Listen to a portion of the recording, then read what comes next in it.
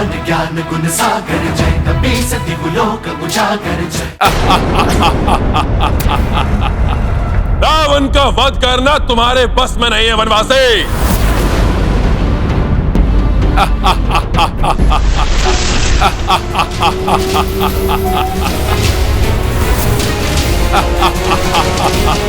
विचित्र वरदान प्राप्त है इस असुर को।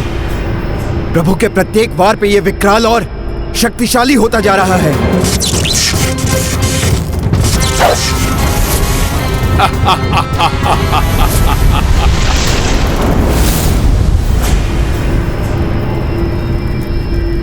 स्वामी लंकेश की शक्ति बढ़ने के साथ साथ मेरे हृदय का कंपन भी बढ़ रहा है। न जाने क्या होने वाला है आज।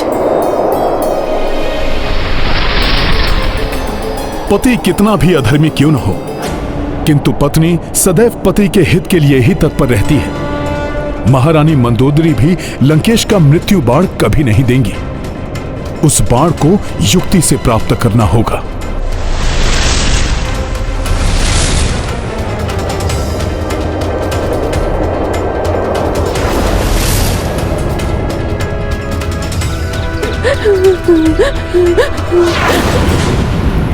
ये दासियां बहुत चिंतित दिखाई दे रही हैं। ये युद्ध एवं रावण की मृत्यु के अतिरिक्त अन्य कोई चिंता हो ही नहीं सकती इन्हें।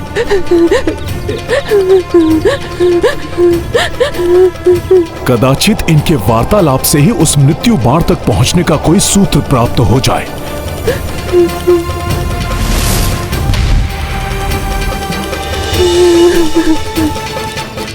जब से युद्ध आरंभ हुआ है मेरे पुत्र के विषय में भी कुछ ज्ञात नहीं हो सका। कौन जाने कि वो जीवित भी है या नहीं।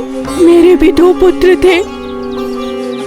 युद्ध आरंभ होने के पश्चात उनके बारे में कुछ ज्ञात नहीं हो पा रहा है। पता नहीं क्या होगा उनका। मुझे तो हम सबका भविष्य अंधकार में दिखाई दे रहा है। सब भविष्य के लिए चिंतित हैं। तो विभीषण जी, इस समय वो मृत्यु बाण है कहाँ? भाभी मंदोदरी को इसके विषय में अवश्य ज्ञान होगा। रावण का मृत्यु बाण प्राप्त करने के लिए मैं उसके महल में जाऊंगा, भले ही इसके लिए मुझे कुछ भी करना पड़े। प्रभु श्री राम के काज के लिए मुझे स्वांग रचना पड़ेगा।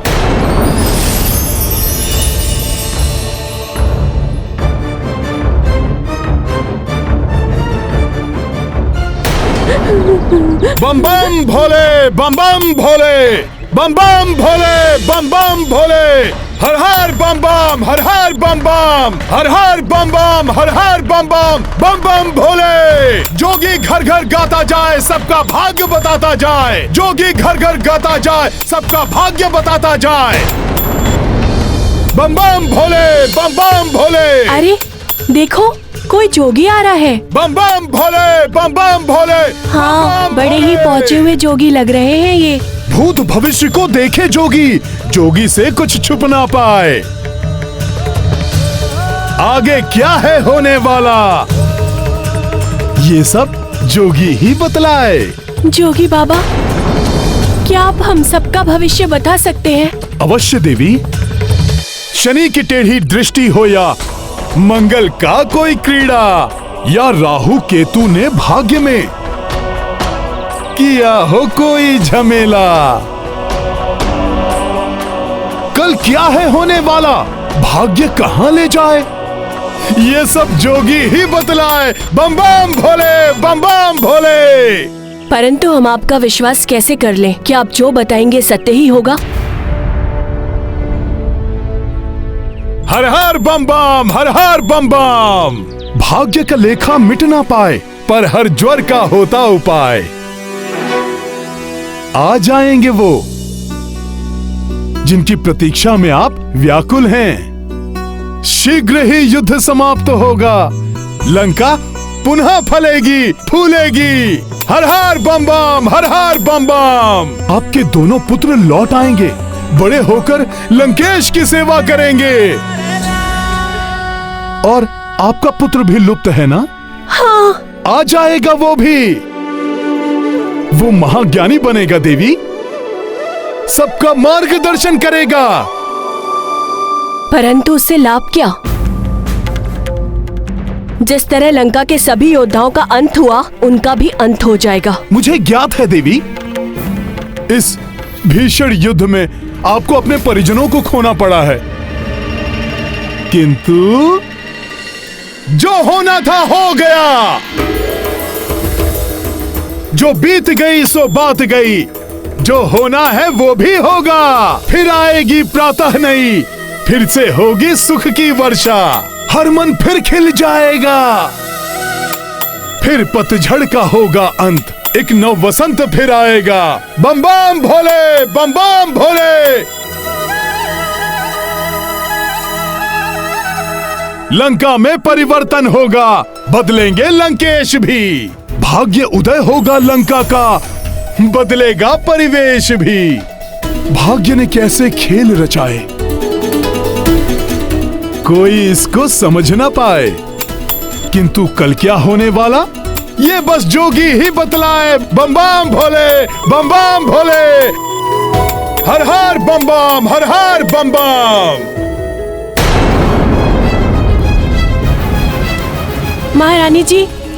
महारानी जी, हस्तक्षेप के लिए क्षमा चाहूंगी महारानी जी। वो बाहर एक तेजस्वी जोशी आए हैं, श्रेष्ठ भविष्यवक्ता है वो। यदि आप कहें तो उन्हें लंका के राजमंदिर में लेकर आओ। जो आज्ञा आपकी।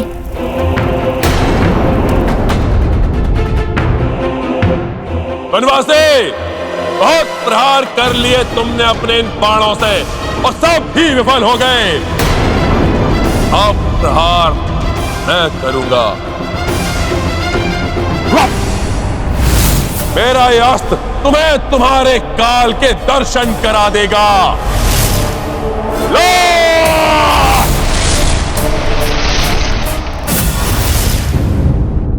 बम बम भोले, बम बम भोले, बम बम भोले। अब मुझे किसी प्रकार देवी मंदोदरी को बातों में उलझाकर मृत्यु बाण कहाँ रखा है ये ज्ञात करना होगा।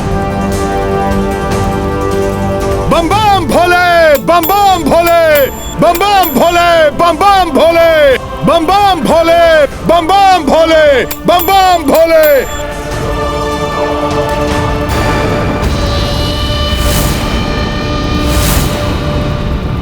ये जोगी कुछ परिचित से प्रतीत हो रहे हैं। ये कहीं तो देखा है मैंने इन्हें। क्या महारानी मंदोदरी ने मुझे पहचान लिया?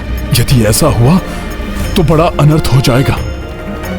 मैं इनसे मिल भी चुकी हूँ, कहीं ये। प्रणाम महारानी। हर हर महादेव।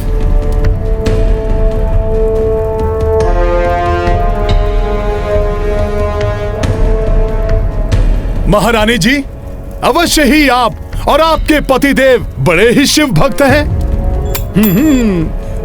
सत्य है ना? मैंने आपको पहले भी कहीं देखा है। आपको स्मरण है कुछ?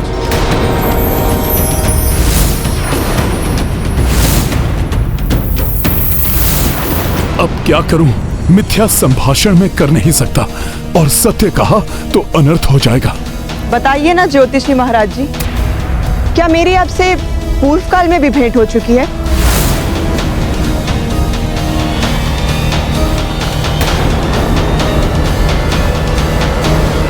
महारानी जी, हर जोगी की यही कहानी, रमता जोगी बहता पानी।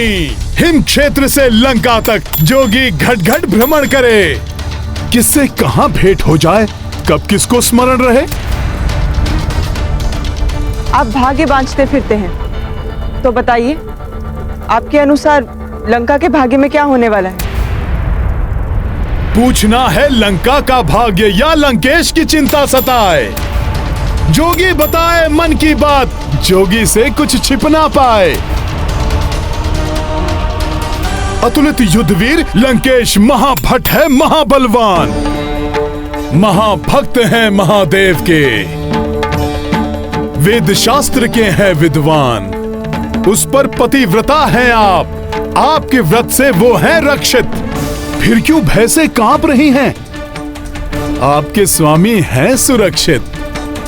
बम बम भोले, बम बम भोले, बम बम भोले, हर हर महादेव। अब ये चिंता तजिए देवी, उनकी चिंता तो है व्यर्थ, कोई उनको हरा न पाए। महाबली वो सर्वसमर्थ, सुख वैभव से फिर ये लंका सबकी प्रिय बन जाएगी। उज्जवल भविष्य है इस नगरी का, फिर समृद्धि आएगी। हर हर बम बम।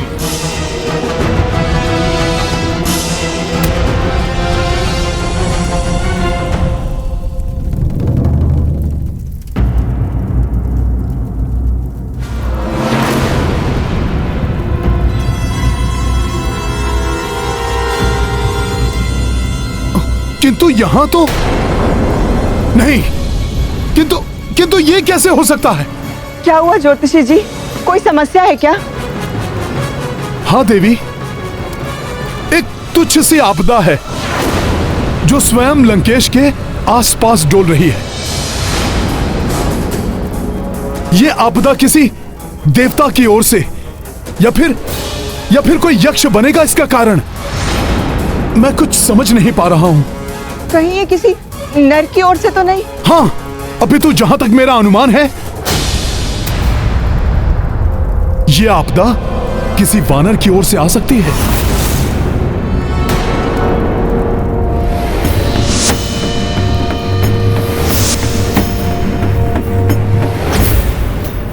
तब तो अवश्य वो वानर हनुमान होगा।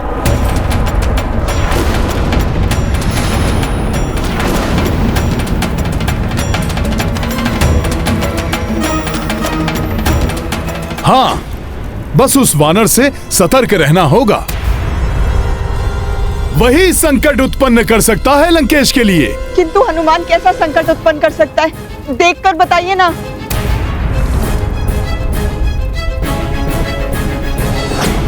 प्रतीत हो रहा है जैसे हनुमान किसी वस्तु को ढूंढने में लगा हुआ है। अनुमानतः उसे बाहर से लंका में लाया गया है। ऐसी वस्तु क्या हो सकती है?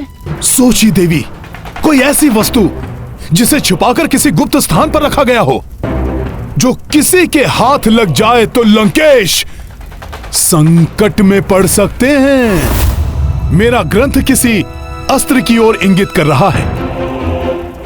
कोई बाण है क्या?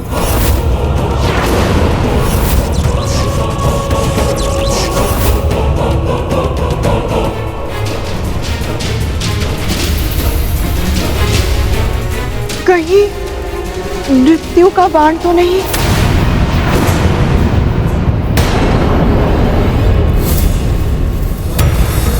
हाँ, वही होगा। अवश्य ही हनुमान मृत्यु के बाण को खोजने में लगा हुआ है। देवी, आप शीघ्र जाइए और सुरक्षित कीजिए उस बाण को। आप उचित कह रहे हैं ज्योतिषी जी, मैं अब उसे अपने नेत्रों के समक्ष ही रखूंगी।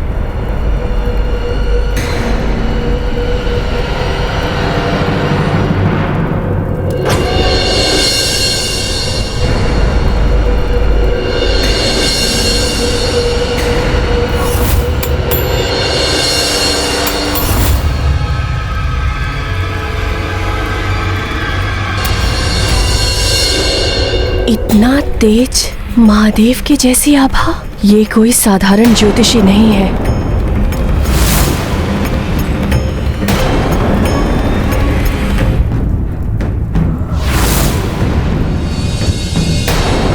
कौन हो तुम?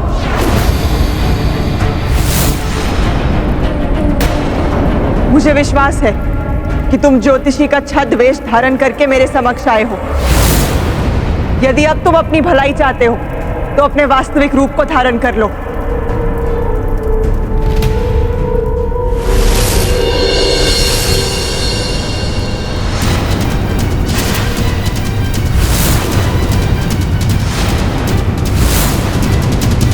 हनुमान,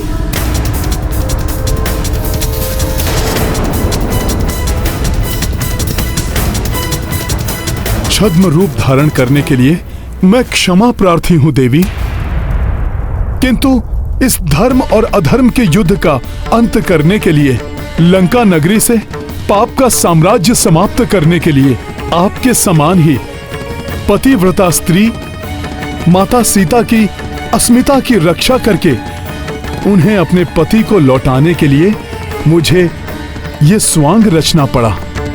उस एक मृत्यु बाण के बिना ये सब संभव नहीं है देवी। देवी, मुझ पर कृपा करके मुझे वो बाण प्रदान करें। नहीं, कदापि नहीं।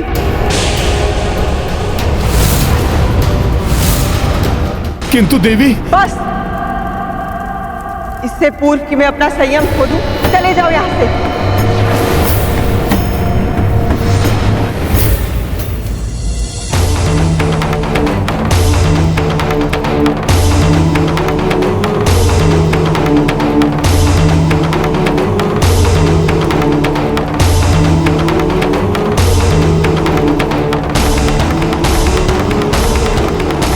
देवी, मुझे क्षमा करें। उस बाण को लिए बिना मैं यहां से नहीं जा सकता। हनुमान, मैं श्राप दे सकती हूँ तुम्हें।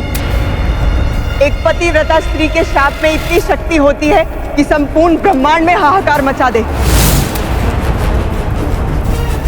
शांत देवी, शांत।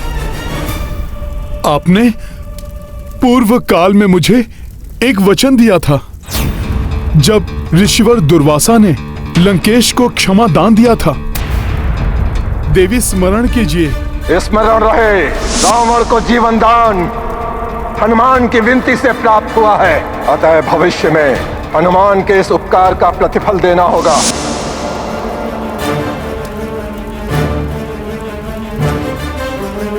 देवी, उसी वचन की पूर्ति के रूप में आप मुझे वो मृत्यु बाण प्रदान कीजिए।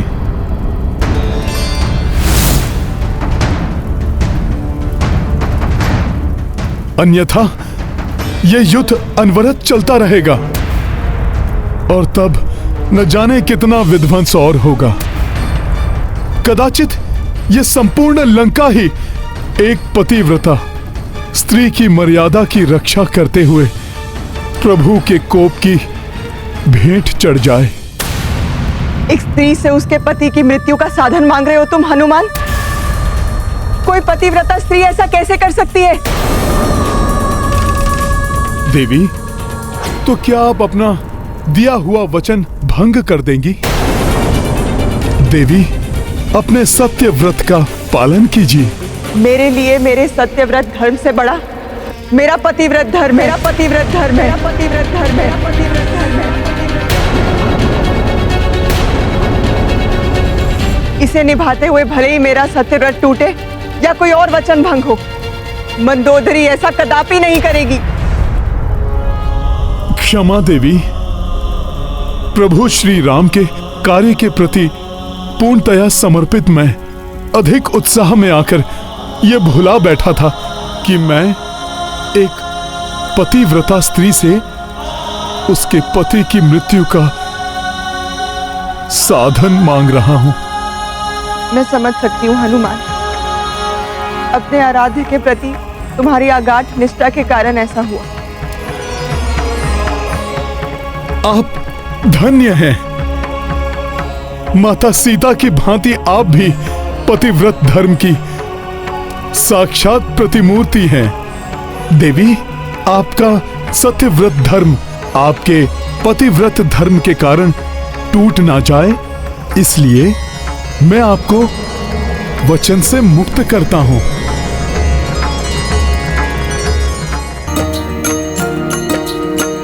मंदोदरी सदा पतिव्रत धारी और कपि सत्यव्रत अनुचारी। प्राप्त वचन अंजनी सुतवारी अबला कृतज्ञ भैया भारी। राम सिया राम जय हनुमान। राम सिया राम जय हनुमान। महाबली हनुमत की, रुचिकर लीला राम भगत की। जय जय जय रघुनंदन राम, जय जय जय महाबली हनुमान। जय जय जय रघुनंदन राम, जय जय जय महाबली हनुमान।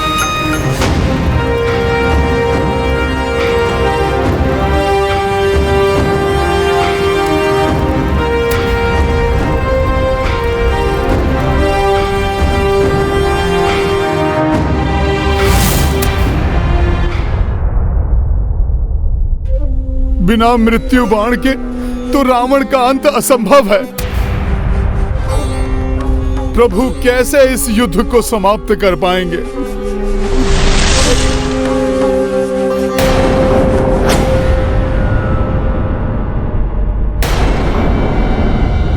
कोई मेरा पीछा कर रहा है क्या? कोई दिखाई नहीं दे रहा है। कौन है जो अदृश्य होकर मेरा पीछा करने का दुस्साहस कर रहा है? बार बार पीछे मुड़कर मत देखो। मैं इस समय मृत्यु काल रूप में हूँ। इस रूप के दर्शन मनुष्य को मात्र उनके अंतिम समय में ही दिखाई देते हैं। इस रूप के दर्शन का अर्थ है मृत्यु के मुख में चले जाना। अच्छा, आप यमराज जी हैं, मृत्यु के देवता? हाँ हनुमान, मैं यमराज ही हूँ। जब यमराज जी स्वयं यहाँ पर हैं, तो अब मुझे रावण की मृत्यु बाण प्राप्त करने से कोई रोक नहीं सकता। रक्षराज रावण की मृत्यु का समय आ गया है। मैं उसी के प्राण हरने अपना मृत्यु पाश लेकर निकला हूँ, किंतु मुझे भय है कि मैं अपने उद्देश्य में असफल ना हो जाऊं। रावण का मृत्यु बाण उसी के अधिकार में है, जिसे उसने अपने भवन में कहीं छुपा कर रखा है। और जब तक वो मृत्यु बाण किसी भी प्रकार से प्रभु श्री राम के हाथ में ना आ जाए, तब तक रावण की मृत्यु असंभव है। हाँ हनुमान, यदि वो मृत्यु बाण ना मिले तो मैं यमराज होकर भी अपना धर्म और कर्तव्य पालन में विफल हो जाऊंगा। किंतु हनुमान, तुम तो बल, बुद्धि एवं युक्ति में अतुलित हो, संकट मोचन हो संसार के। मेरे भी संकट हर लो हनुमान। किंतु मैं भी तो महारानी मंदोदरी से वो मृत्यु बाण प्राप्त करने में विफल हो गया हूँ। हनुमान, विफलता का अर्थ पराजय मानकर बैठ जाना नहीं होता। सफलता प्रयास करके ही प्राप्त होती है। सोचो हनुमान, कोई तो उपाय होगा इस बाण को प्राप्त करने का, कोई युक्ति, कुछ तो ऐसा होगा जिससे वो अधर्मी अपनी मृत्यु से ना बच पाए। उसका हृदय भी मेरे काल रूप के दर्शन से दहल जाए, मृत्यु का भय समा जाए उसके मन में। मृत्यु का भय अवश्य दहल जाएगा उसका हृदय आपके काल रूप के दर्शन से। मृत्यु का भय बहुत बड़ा होता है यमराज जी। उस अधर्मी को आप अपने इस मृत्यु काल रूप का दर्शन दीजिए। कहिए कि उसका अंत समय आ गया है। अवश्य ही भयभीत हो उठेगा वो कि बिना मृत्यु बाण के उसका अंत समय कैसे आ सकता है, और तब वो स्वयं हमें अपने मृत्यु बाण तक लेकर जाएगा।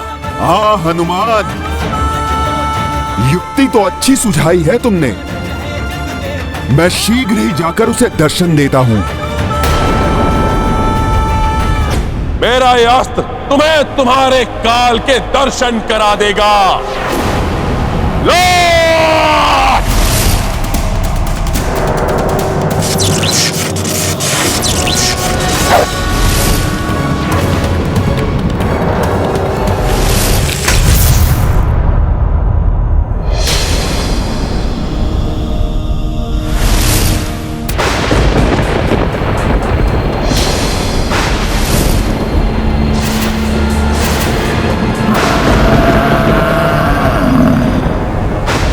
अकस्मात ही क्या होने लगा।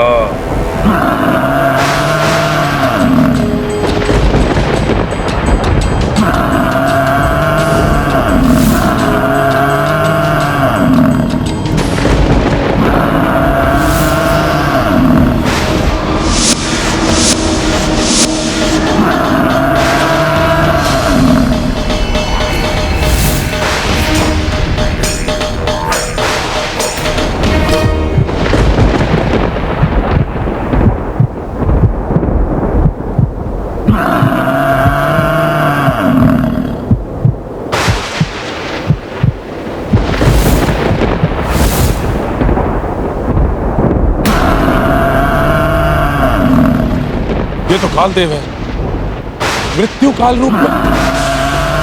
ये कैसे संभव है? मेरी मृत्यु का बाण तो मेरे पास ही सुरक्षित है।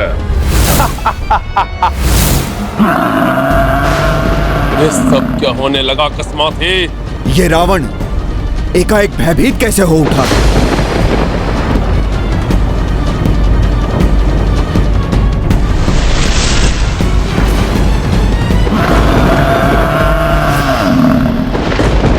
यमराज, तुम मुझे स्पर्श भी नहीं कर सकते, क्योंकि मेरी मृत्यु का बाण मेरे पास ही सुरक्षित है। रावण, अब तुम्हारे अंत का समय आ गया है। अब तुम्हें मृत्यु के मुख में जाने से कोई नहीं बचा सकता।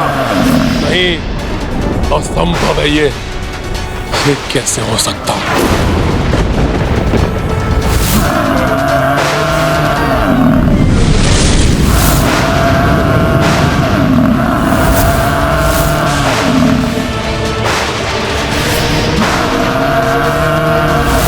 यमराज तो लंका के राजभवन की ओर बढ़ गए हैं। कहीं यमराज मेरी मृत्यु का बाण लेने के लिए तो लंका नहीं जा रहे।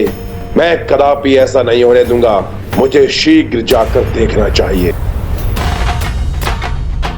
अब तुम्हें मृत्यु के मुख में जाने से कोई नहीं बचा सकता।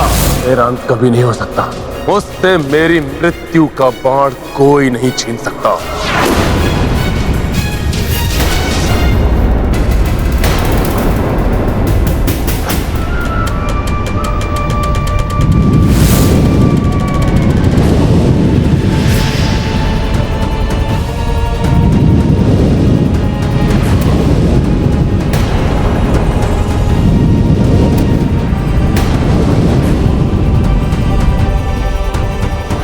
भले ही रावण बारंबार जीवित होता रहे, किंतु मेरे प्रहार नहीं रुकेंगे।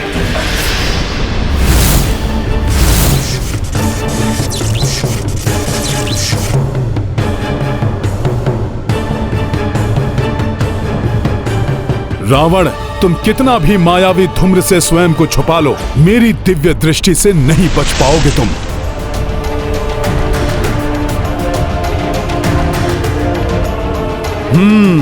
तो इस धूम्र के पीछे छुपकर ये राक्षस अपनी माया से दो रूप बना रहा है, जिससे कि एक रूप यहां युद्ध करता रहे और दूसरा रूप मृत्यु बाण तक जा सके। तो मेरी युक्ति में तुम फंस ही गए रावण। तुम स्वयं मुझे उस मृत्यु के बाण तक लेकर जाओगे। रावण के इन दोनों रूपों में भेद करना कठिन है कि कौन वास्तविक रावण है एवं कौन मायावी रावण।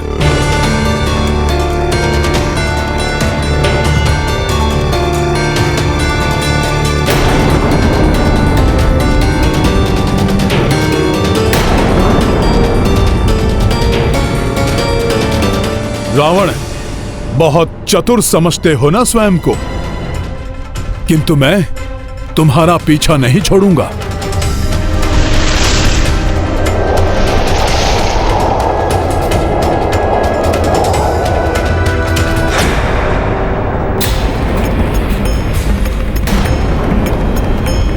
कुछ समझ में नहीं आ रहा है कि ये हो क्या रहा है।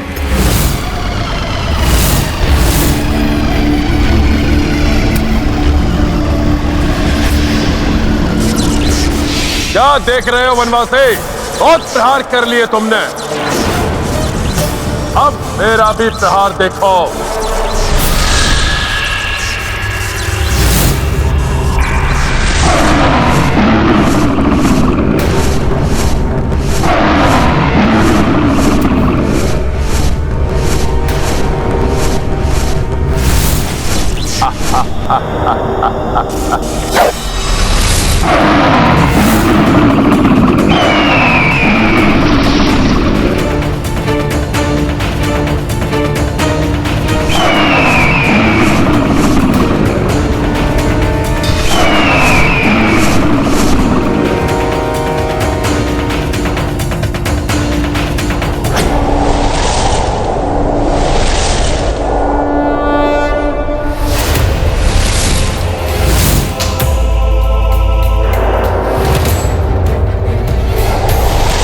रावण, तुम जहां भी जाओगे तुम्हारे पीछे आऊंगा मैं। हनुमान के बुद्धि बल का ही परिणाम है ये, जो रावण स्वयं मृत्यु बाण तक पहुंचाने का मार्ग प्रशस्त कर रहा है।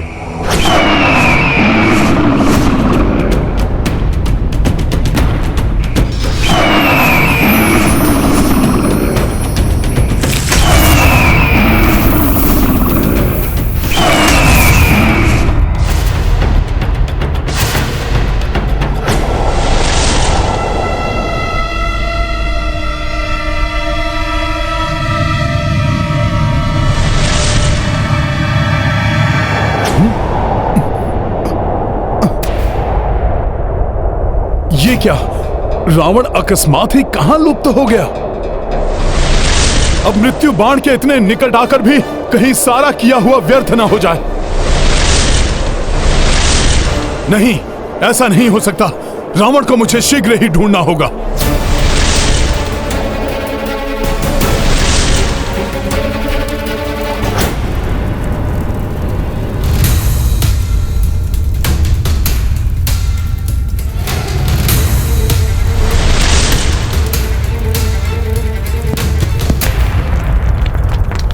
वो है लंकेश, किंतु वो मायावी छिद्र तो बंद हो रहा है।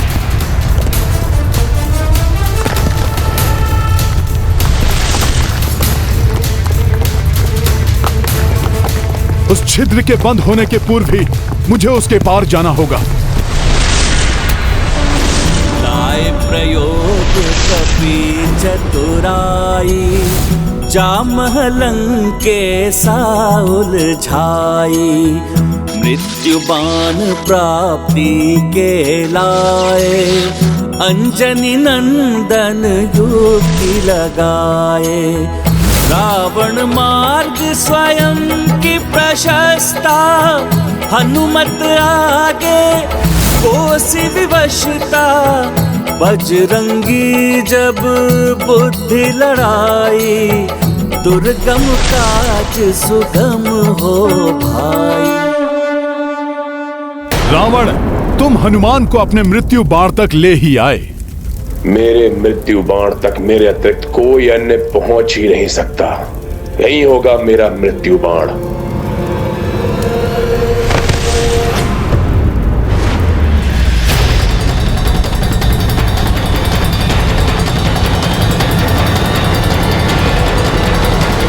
कोई नहीं है, कदाचित भ्रम हो गया था मुझे।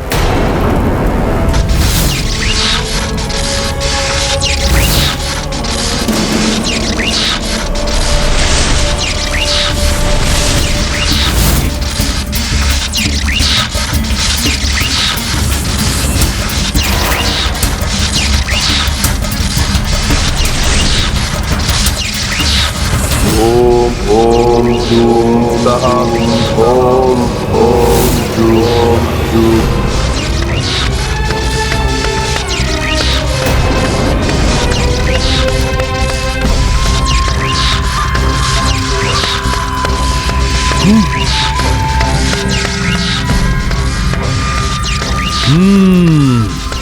तो ये है रावण की मृत्यु का बाण। मैं जानता था मेरे इस मायावी गुप्त स्थान से इसे कोई नहीं ले जा सकता था। पूर्णतः ठीक की स्थिति में है ये।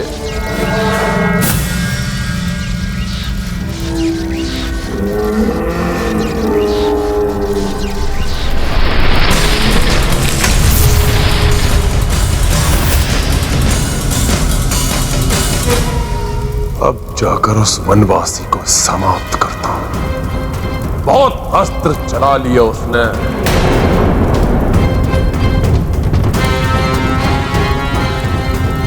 अब रावण के अस्त्र चलेंगे।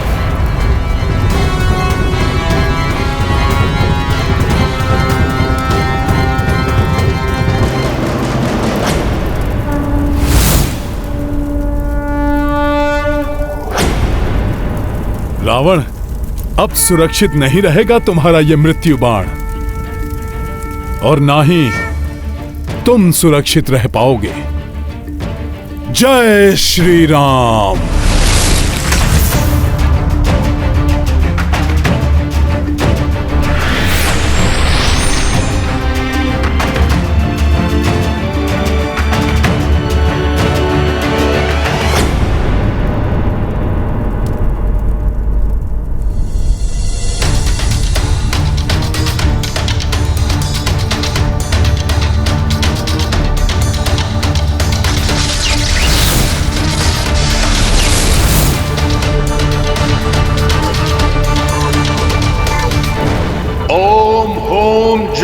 सह ओम होम जूम सह ओम होम जूम सह ओम होम जूम सह।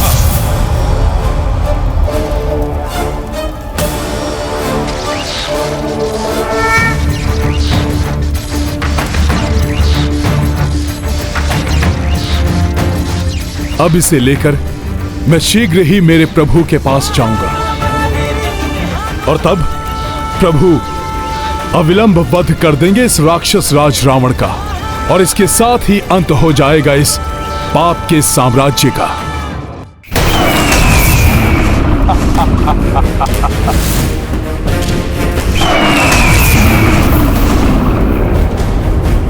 रावण का ये मायावी पशु बड़ा ही भयंकर प्रतीत हो रहा है। किंतु विजय प्रभु के अस्त्र से निर्मित पशु की ही होगी, क्योंकि अधर्म कितना भी भयानक और बलशाली क्यों न हो, विजय सदैव धर्म की ही होती है।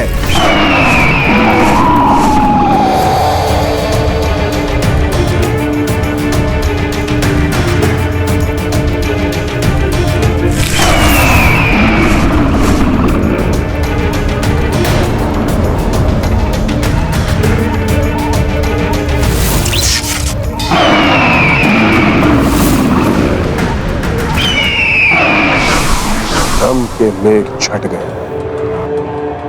अब दिखाता हूं तुम्हें वनवासी कि रावण है क्या। मुझे शीघ्र ही अपना कार्य संपन्न करके यहां से निकलना होगा। ये क्या कर रहे हो हनुमान? क्या कर रहे हो हनुमान? क्या कर रहे हो हनुमान?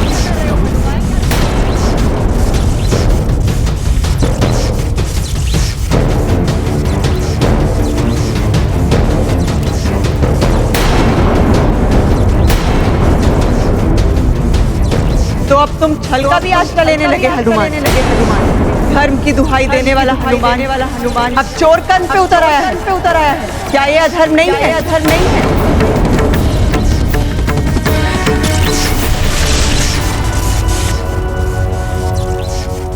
क्या सोच रहे हो हनुमान?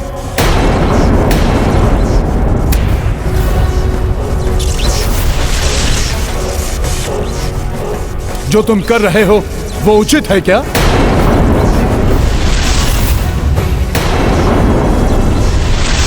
क्या अधर्म से प्राप्त किए गए इस बाण को तुम्हारे मर्यादा पुरुषोत्तम प्रभु स्वीकार कर लेंगे? नहीं, प्रभु इसे कदापि स्वीकार नहीं करेंगे। हनुमान को ऐसा कार्य शोभा नहीं देता, अपराध है ये। मैं ये क्या करने जा रहा था?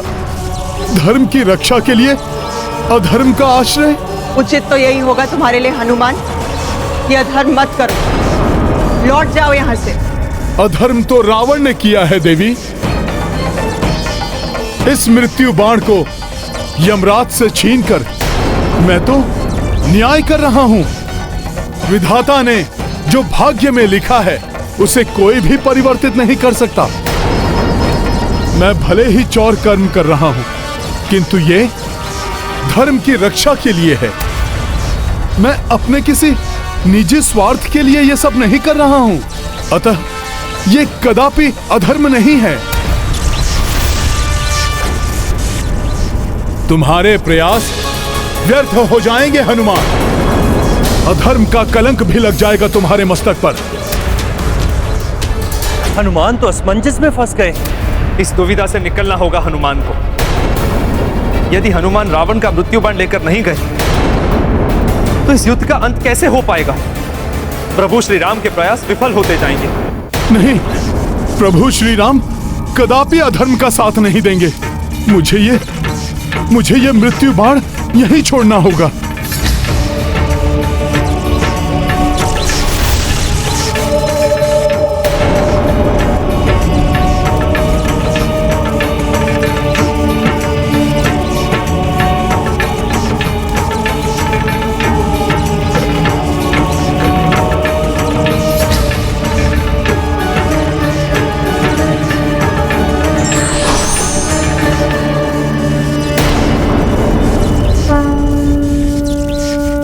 यमराज जी, आपके इस निर्मल धर्मराज रूप के दर्शन पाकर मैं धन्य हो गया।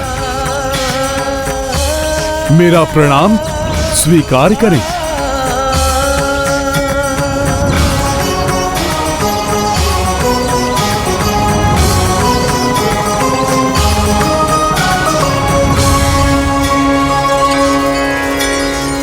हनुमान, धर्म अधर्म की दुविधा में पड़ गए हो। हाँ धर्मराज जी। यह अधर्म नहीं है हनुमान, अपितु तुम तो इस बाण को उसके उचित स्थान पर पहुंचाकर धर्म संगत कार्य कर रहे हो। किंतु है तो ये चौर कर्म ही ना, इसे मेरे प्रभु कदापि स्वीकार नहीं करेंगे। हनुमान, धर्म की रक्षा के लिए आवश्यक है, इसीलिए तुम्हें इस बाण को प्रभु के संज्ञान में आए बिना ही उनके तुनीर में रखना होगा। इस प्रकार जैसे ही रावण के जीवन की अंतिम घड़ी आएगी, उसका मृत्यु बाण प्रभु के हाथ में आ जाएगा। किंतु ये तो पूर्णतया धर्म के विरुद्ध होगा, प्रभु के साथ छल होगा ये। नहीं हनुमान, कोई छल नहीं, कोई धर्म के विरुद्ध कृत्य नहीं होगा ये। मैं धर्मराज तुम्हें अधर्म का कार्य करने को कैसे कह सकता हूं भला? हनुमान, अधर्म तो तब होगा जब रावण का मृत्यु काल आने पर भी प्रभु श्री राम के हाथों से मृत्यु प्राप्त नहीं हो पाएगी। किंतु धर्मराज जी, कभी कभी बड़े उद्देश्य को पूर्ण करने के लिए छोटी छोटी भूलों की अपेक्षा करनी पड़ती है। यमराज जी का कथन सत्य है, किंतु मेरे प्रभु श्री राम के लिए तो ये सर्वथा अनुचित और अधर्म ही है। क्या उनके बिना संज्ञान के ये कार्य करना अनुचित नहीं होगा? मैं तुम्हें ऐसी ही एक कथा सुनाता हूँ जिससे तुम धर्म और अधर्म की दुविधा से बाहर निकल सकोगे। एक समय उतथ्य नाम का एक युवक था।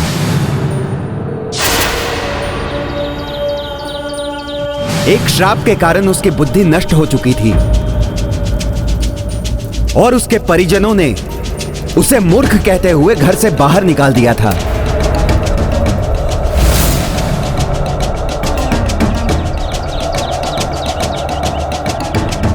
भले ही उतथ्य बुद्धिहीन है, किंतु उसमें एक बहुत ही अच्छा गुण है।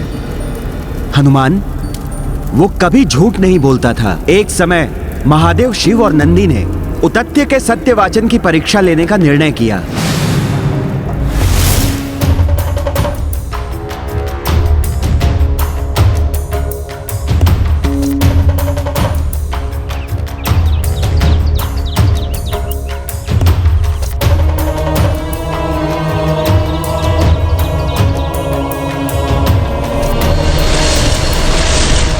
महादेव ने आखेटक का रूप धारण किया एवं नंदी हिंसक शूकर बन गए और शीघ्र ही आखेटक शिव अपना धनुष बाण लिए शूकर का पीछा करने लगे।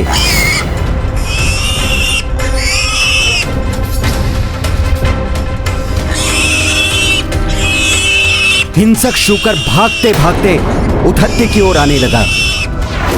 भय के मारे उतथ्य के मुख से अकस्मात ही देवी आदिशक्ति का प्रथम बीज मंत्र प्रस्फुटित हुआ।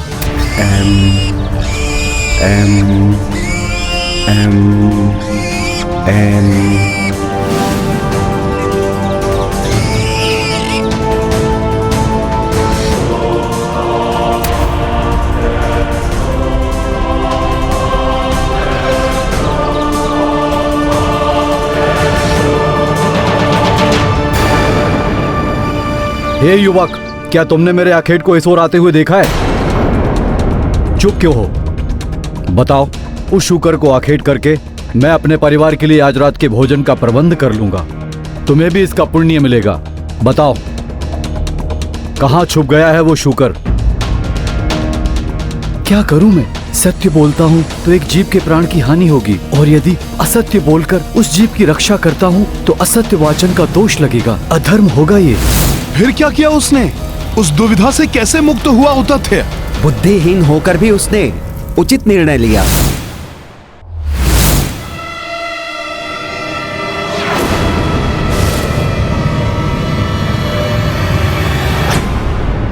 शूकर उस ओर गया है।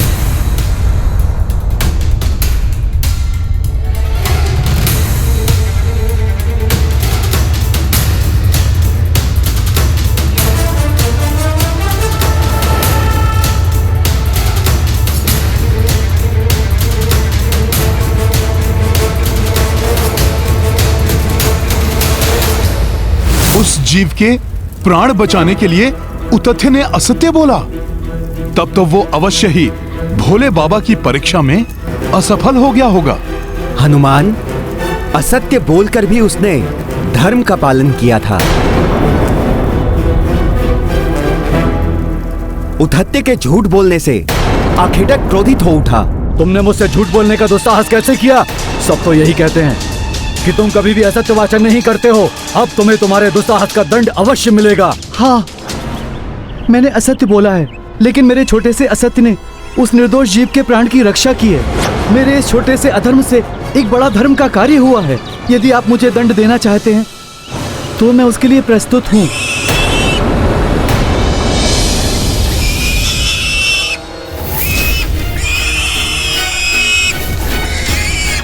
ये क्या? ये शूकर यहाँ वापस क्यों आ गया?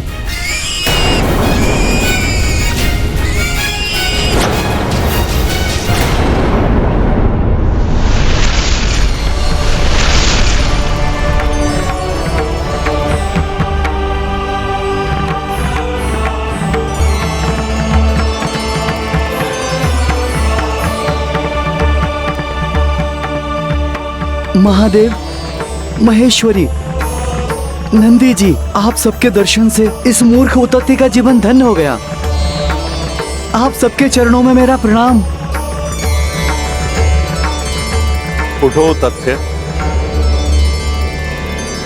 भले ही तुमने मिथ्या वचन कहे, किंतु कोई अधर्म नहीं हुआ है तुमसे। मेरी परीक्षा में सफल रहे तुम। मुझे दुविधा से उबारकर आपने मुझ पर बहुत बड़ा उपकार किया है प्रभु। तुम्हारा ये कृत्य संसार के समक्ष उदाहरण बनेगा कि असत्य संभाषण से यदि सबका कल्याण होता है तो वो असत्य धर्म नहीं होगा, और जिस सत्य से किसी निर्दोष का बुरा होता है वो सत्य होकर भी अधर्म कहा जाएगा।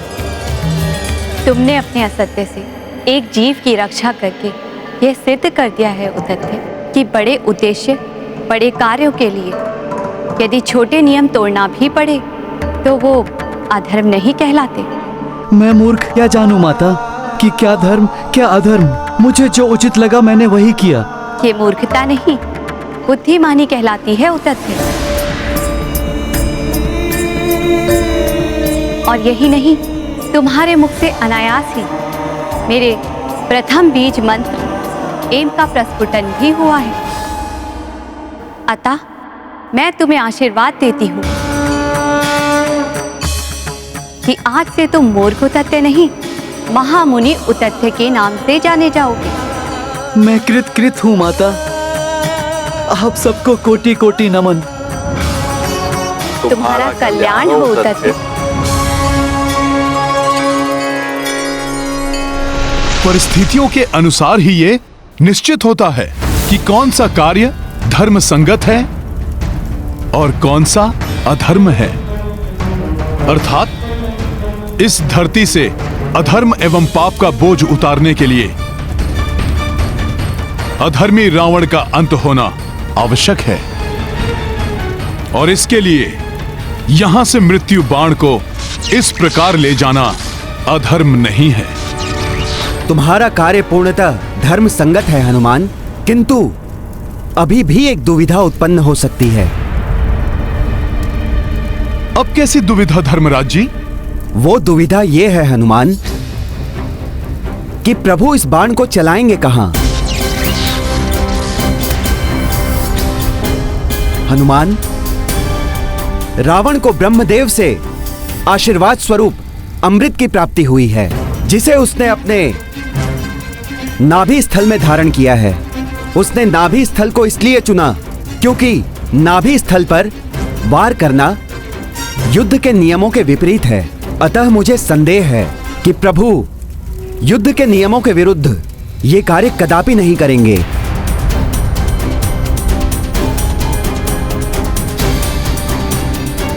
फिर ऐसी स्थिति में क्या करना चाहिए धर्मराज जी?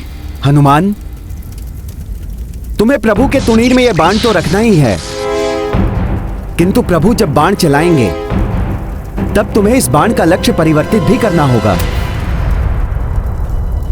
प्रभु राम के बाण की दिशा को परिवर्तित करने का वचन देना होगा तुम्हें मुझे। भविष्य में मेरे आदेश पर तुम ऐसा करोगे। मैं अंजने हनुमान आपको वचन देता हूँ कि आपकी आज्ञा के अनुसार उचित समय आने पर मैं प्रभु राम के बाण की दिशा को परिवर्तित करूंगा। बाल्यावस्था में ऋषिवर अगस्त ने भी मुझसे यही वचन लिया था। ऋषिवर अगस्त को भी यह ज्ञात था कि ब्रह्मा जी से प्राप्त अमृत को रावण ने अपनी नाभि में छुपा कर रखा है। हनुमान, अब तो तुम्हारे मन में कोई संशय नहीं है ना? जब धर्मराज ने मुझे स्वयं इस संशय से निकाल लिया, ऋषिवर अगस्त ने भी मुझसे वचन लिया, तब कैसे मैं इतने महत्वपूर्ण कार्य को करने से पीछे हट सकता हूं?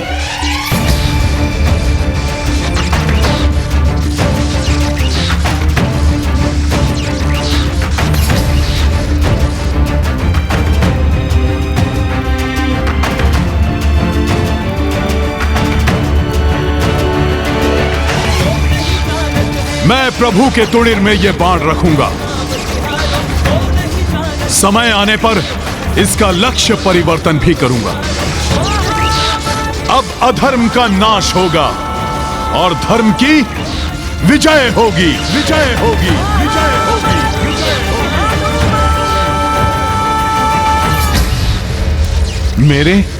मेरे प्रभु श्री राम की विजय हो, राम की विजय हो, राम की विजय हो, राम की विजय हो।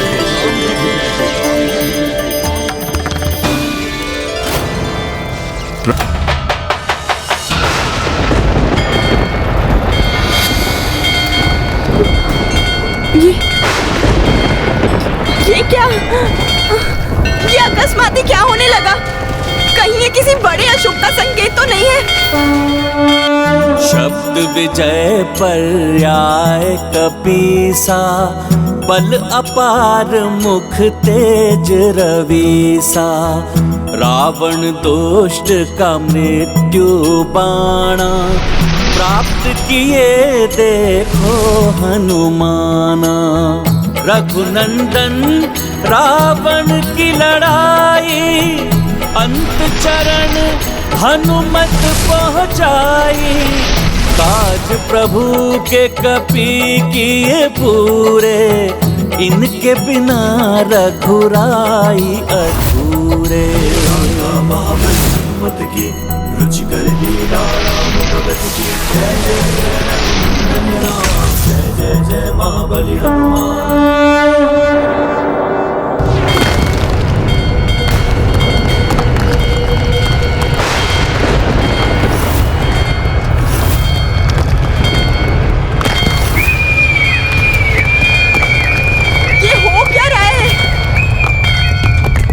शकुन अकस्मात ही दिखाई देने लगे। कहीं कोई बड़ा अनर्थ तो नहीं? नहीं नहीं।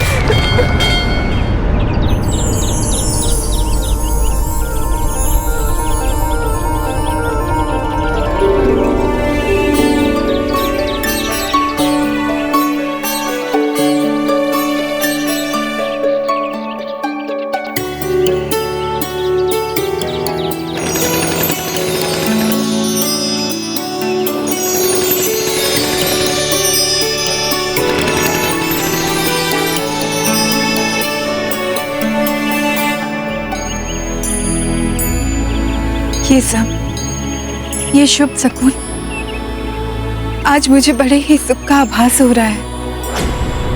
अवश्य ही ये अपशकुन अनर्थ की ओर संकेत कर रहे हैं। प्रभु,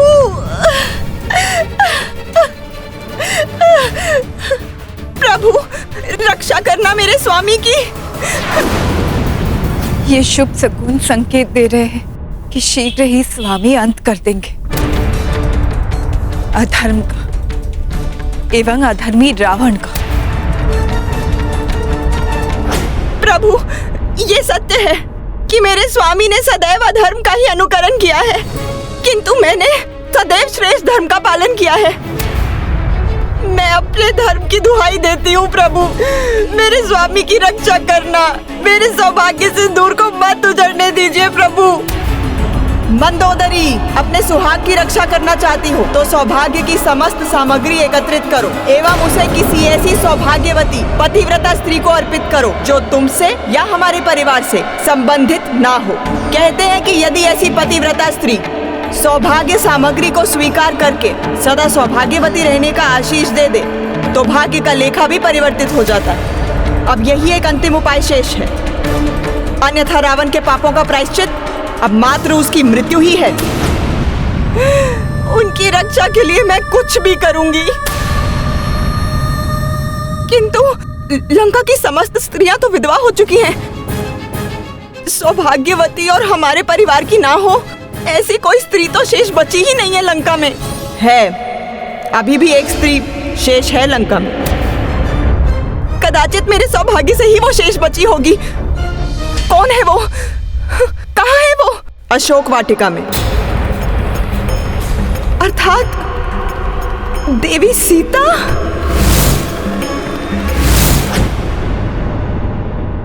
सौभाग्यवती एवं पतिव्रता होने के कारण सीता सौभाग्य सामग्री को ठुकरा भी नहीं सकती। उसे तुम्हें सदा सौभाग्यवती रहने का आशीष देना ही पड़ेगा, और चूंकि वो स्वयं देवी लक्ष्मी का अंश है इसलिए उसके मुंह से निकला हुआ आशीष निष्फल नहीं हो सकता। किंतु सीता, मात्र सीता ही अब एक अंतिम आशा शेष है रावण के जीवन की रक्षा के लिए।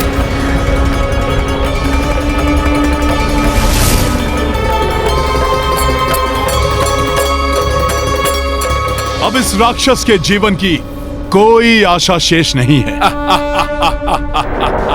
इसकी मृत्यु का बाण प्रभु के तुणिर में पहुंच चुका है।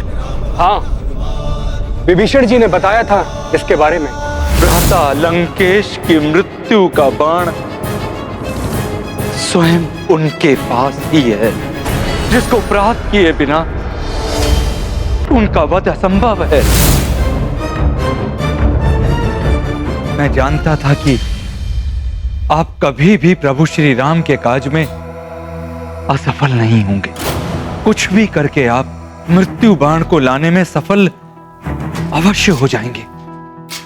अब मुझे पूर्ण विश्वास हो गया है कि आज सूर्यास्त से पूर्व ही भैया राम इस मृत्यु बाण का प्रयोग अवश्य करेंगे। हाँ लक्ष्मण भैया, आज के सूर्यास्त के साथ ही पाप का साम्राज्य भी अस्त होने वाला है। नारायण नारायण। अब प्रभु के हर एक वार के साथ ही अधर्मी रावण अपने अंत के निकट पहुंचता जाएगा।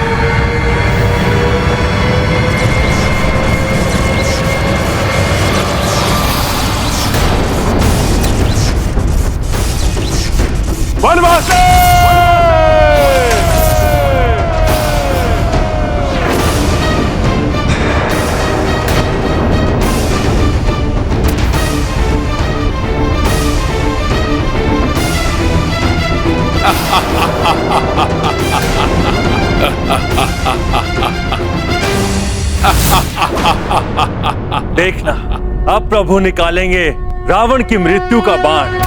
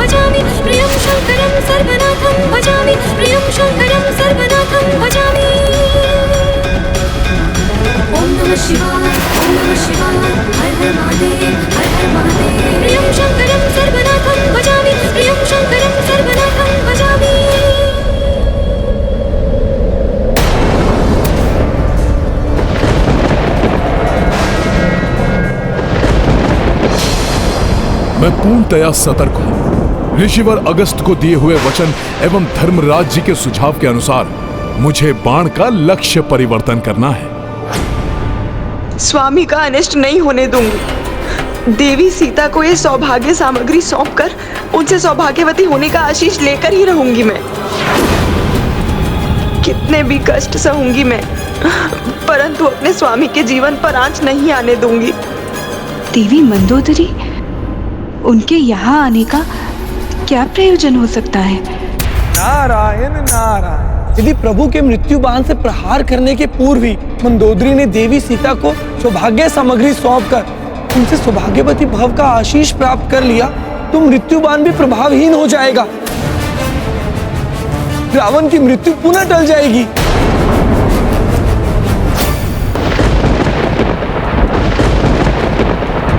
ये बाण मेरी मृत्यु के बाण के सदृश कैसे प्रतीत हो रहा है, जिसे कुछ ही समय पूर्व मैं स्वयं अपने राजप्रसाद में देख कर आया हूं।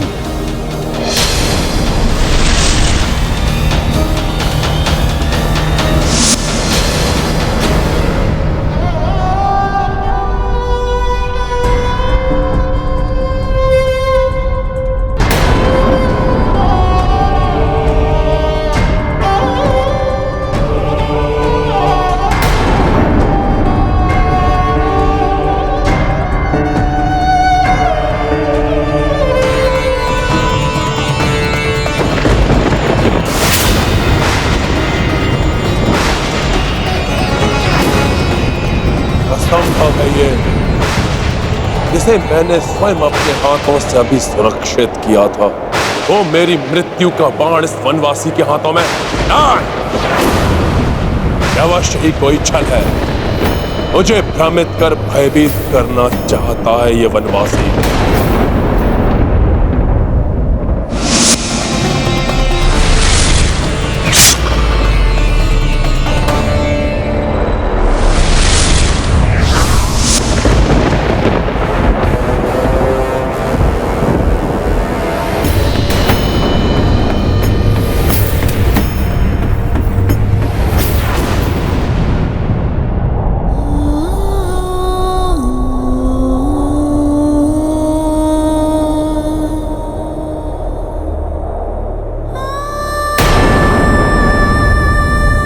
देवी,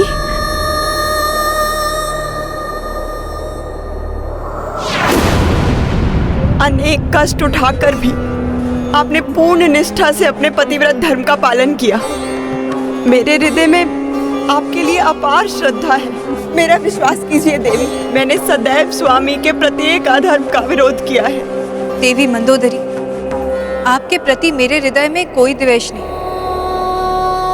मुझे ज्ञात है आप पूर्णतः निर्दोष हैं। देवी, एक नारी ही दूसरी नारी की पीड़ा को समझ सकती है। आज मैं एक अभागन पतिव्रता अपनी व्यथा दूर करने के लिए आपसे एक याचना करने आई हूँ। सच्चे हृदय से आपको कुछ देने और आपसे कुछ लेने आई हूँ। बस आप ये मत कहिएगा कि मेरी याचना स्वीकार करना आपके लिए असंभव है। रावण हूं मैं, किसी भी छल और किसी भी चाल में नहीं फंसूंगा। इससे पूर्व ये वनवासी कोई चतुराई दिखाए, उसके पूर्व ही मैं अपने सबसे घातक आसुरी अस्त्र का प्रयोग करूंगा।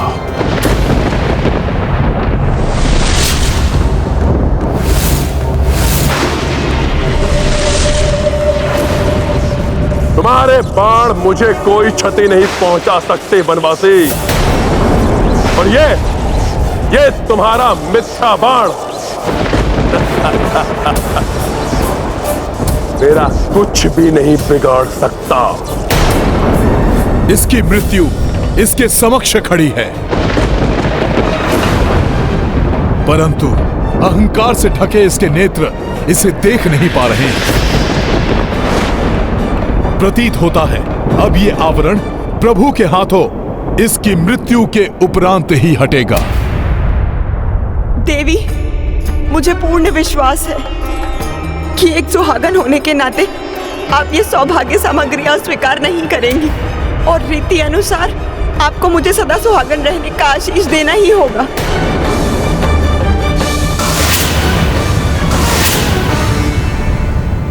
ये कैसी दुविधा में डाल दिया देवी मंदोदरी ने मुझे। मैं एक पतिव्रता सुहागन सौभाग्य सामग्री स्वीकार करने से मना नहीं कर सकती, परंतु धर्म और अधर्म के युद्ध में मेरे स्वामी मंदोदरी के पति से ही युद्धरत हैं, इसलिए उनकी इच्छा पूर्ण भी नहीं कर सकती मैं।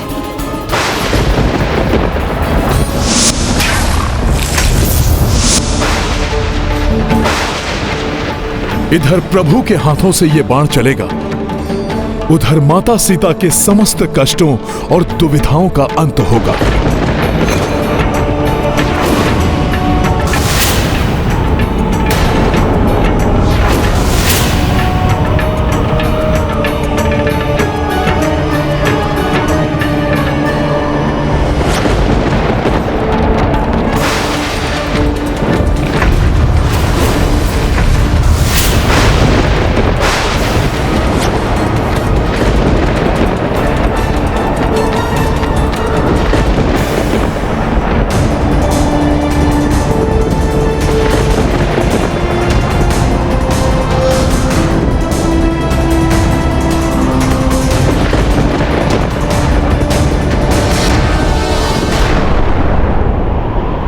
अपने दुष्कृत्यों से धर्म का नाश करने वाले रावण अब तुम्हारे सर्वनाश का समय आ गया।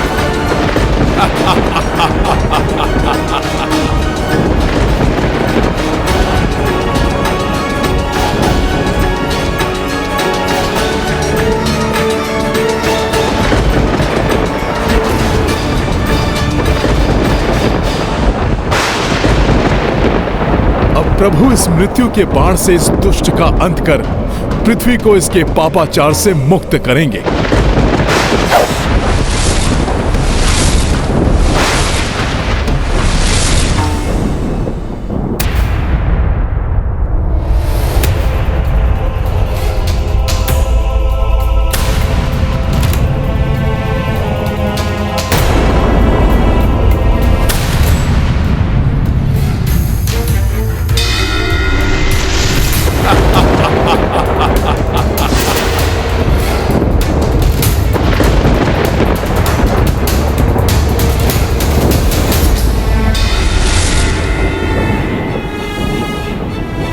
अनर्थ हो गया।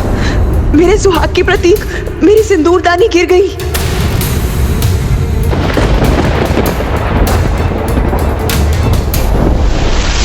यदि ये मेरी मृत्यु का बाण है भी तो ये मेरे शरीर के उचित स्थान पर लक्षित ही नहीं है।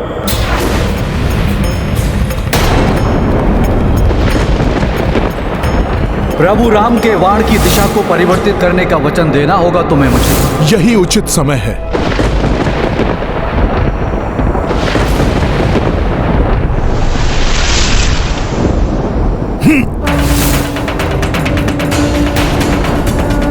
नहीं बिखरने दूंगी सिंदूरदानी में संचित सिंदूर को।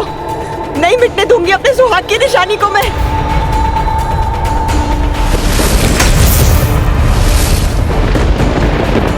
हनुमान जी अब क्या करने जा रहे हैं? वो इस बाण को उचित दिशा देने जा रहे हैं।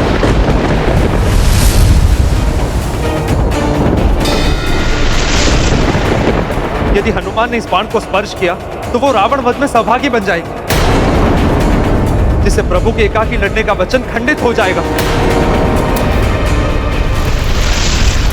बिना इसका स्पर्श किए इसके लक्ष्य में परिवर्तन करना होगा मुझे। युद्ध नीति में बंधे रघुराई, नाभि पर ना बाण चलाई। मृत्यु बाण श्री राम ने साधी, अंजनी सुत उड़े बाण के पाछी। हनुमत युक्ति लगाई त्वरिता, बिन स्पर्श दिशा दी तीरा।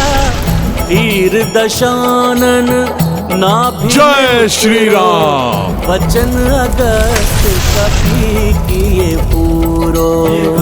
महाबली हनुमत की, रुचिकर लीला राम भगत की। जय जय जय रघुनंदन राम। हनुमान जी सफल हो गए। बिना बाण को छुए ही उसकी दिशा परिवर्तित कर दी।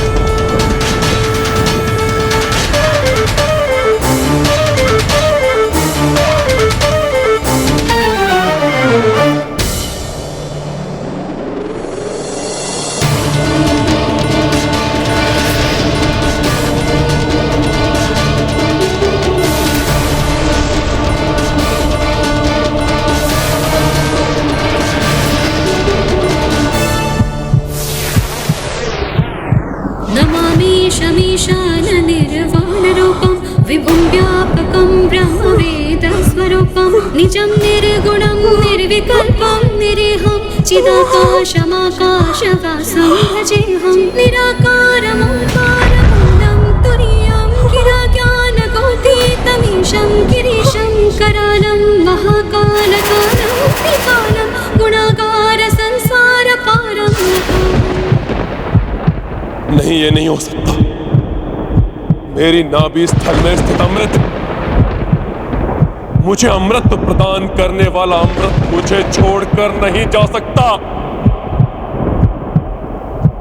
नहीं जा सकता।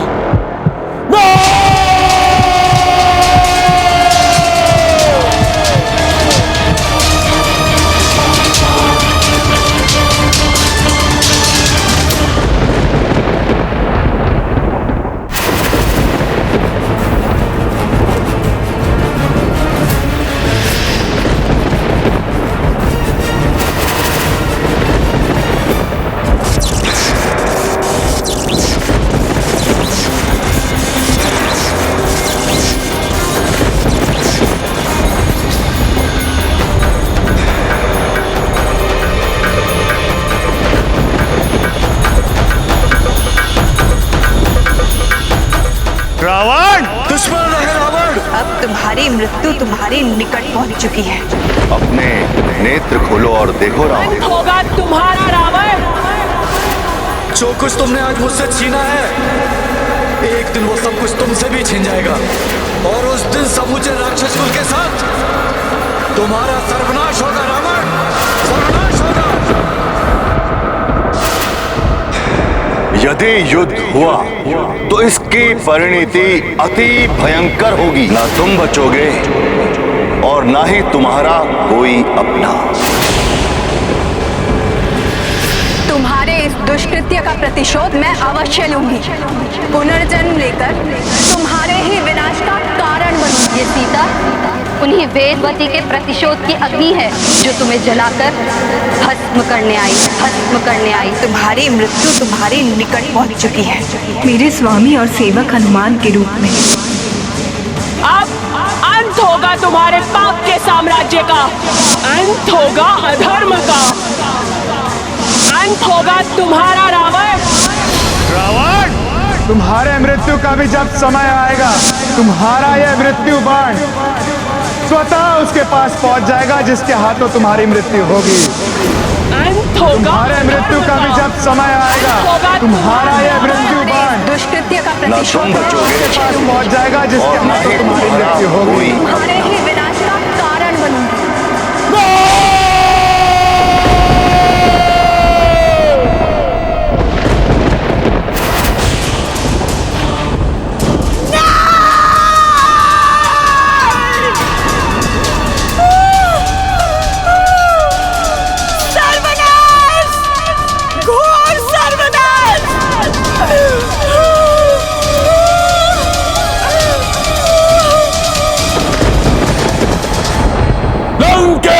रावण हूं मैं, और अब यह वनवासी भी सुरक्षित नहीं रहेगा।